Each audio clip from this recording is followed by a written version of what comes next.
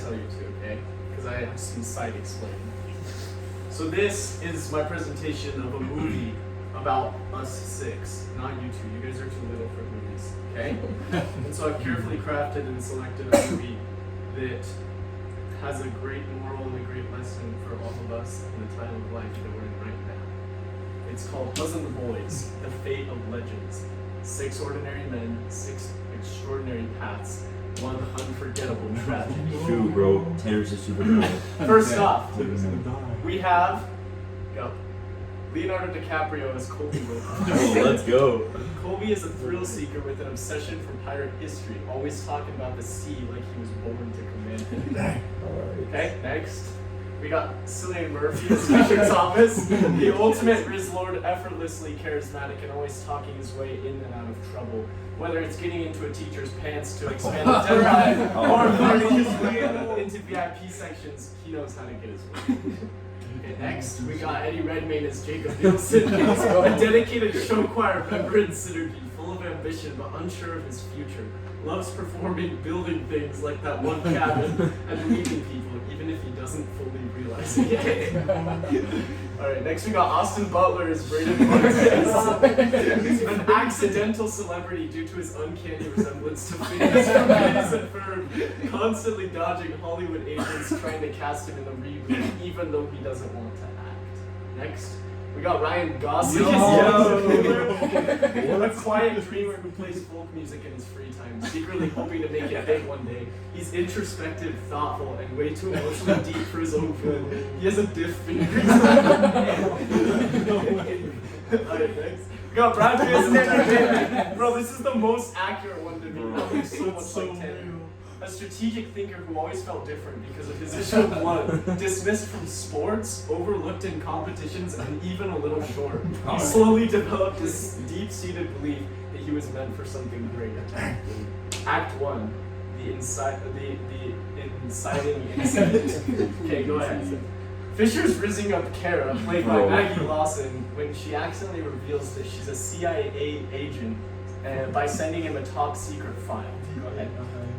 The file set was meant for elite operatives explaining a top-secret operation called Directive 6, the Harmonic Storm Protocol. It's written in a vague, cryptic language with the 6 instructions. Secure a base of operation, establish dominance over international waters, neutralize threats through elite negotiation tactics, reinforce cultural influence through popular culture control, construct a network to ensure long-term operational success, the compromised are the chosen, eliminate the peer. A different one of each of the 6 prompts stands out to each of the 6 boys, and after each selecting one instruction to take on, they all mutually agree to keep the operation silent and go their separate ways. So what they do is they all take one of the 6 prompts, so we all select one of those 6 prompts that they just had. Go ahead. Act 2, interpretation. This is when things get wacky. Go ahead. The only problem, all the boys had different interpretations of what these instructions meant because it was so vague and cryptic.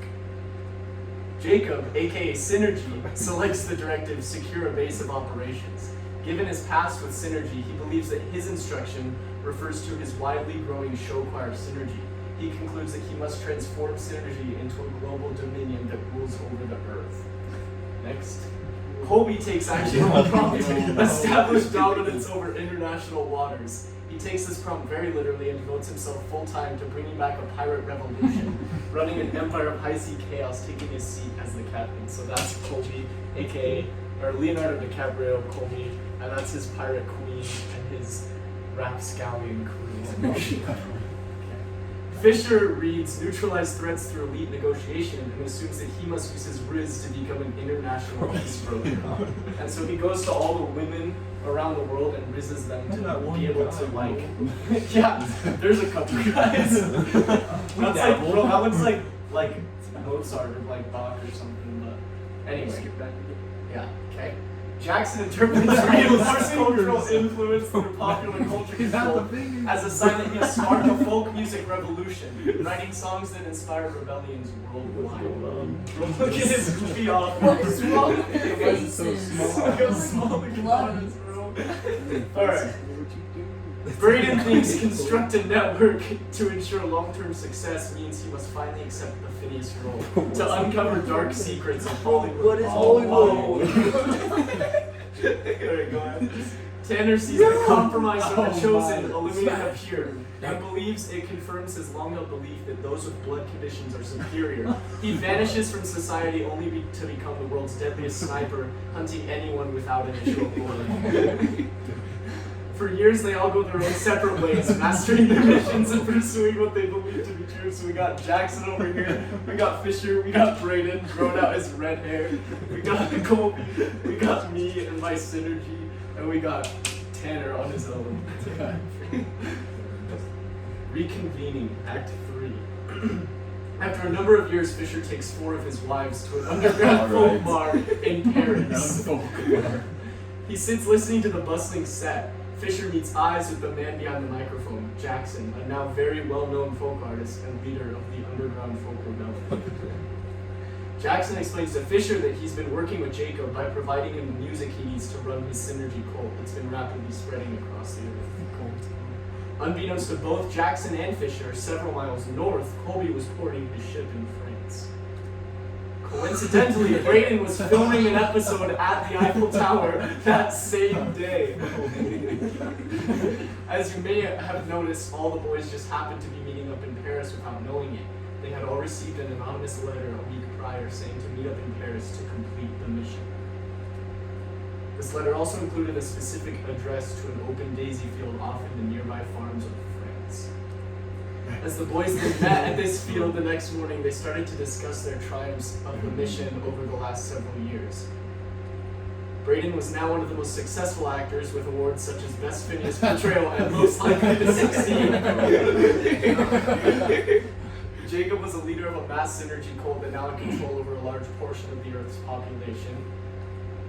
And he couldn't have had this success without the help of Jackson leading a pop culture revolution through folk music, supplying music and people to the synergy cult. And Colby has now taken hold of all 7 seas, conquering any body of water he could possibly find. And Fisher had successfully made friendships with leaders around the world by rizzing their women.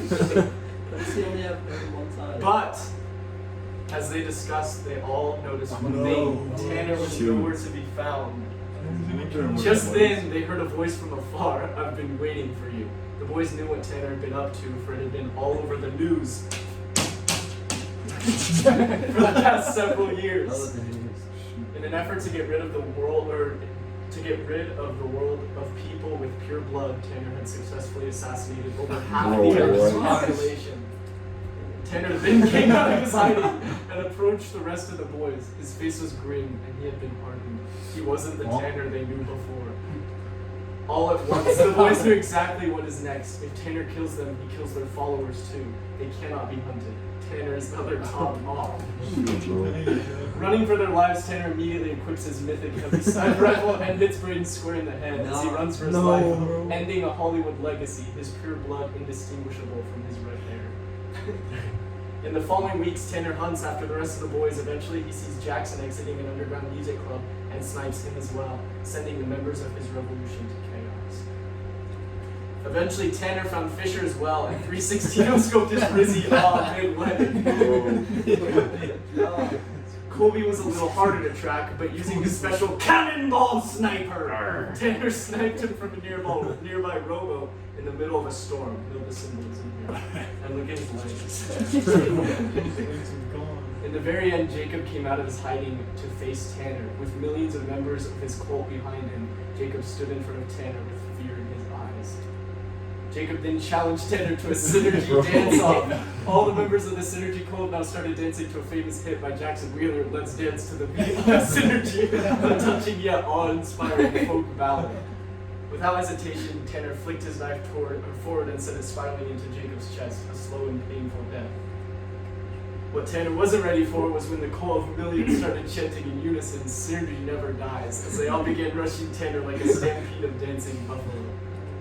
In complete terror, Tanner's actual blood acts up and his brains and blood start oozing out of his ears and eyes and mouth and nose and bum. The movie ends with a Synergy society multiplying, plunging the earth with the stray kittens that they find on the street. Moral of the story: interpretation shapes destiny. The following film teaches that how we interpret the world around us determines the paths we take. Each of the boys read the same mission file but saw something different based on their personal beliefs, leading them down wildly different paths. Some use their interpretation for creation and unity. Jacob with synergy, Jackson, wait, which one's which? They all look the same. Jackson with music and Fisher with diplomacy. While others use their interpretation for power and destruction. Colby with piracy, Brain with Phineas.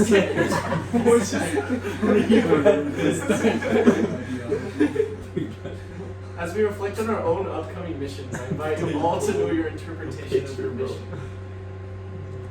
What is your focus? Dang, bro. What is your purpose? Ultimately, this story stands as an ensign that our understanding of a mission can lead to either greatness or chaos. This is a good quote. When you strive for greatness, chaos is guaranteed to show up. Allow your interpretation of your upcoming mission to be on greatness before it's too late. Dang, bro. Dang. Let's read the tape. Yeah! Go. Bro, 3 cheers for Jacob. Yo.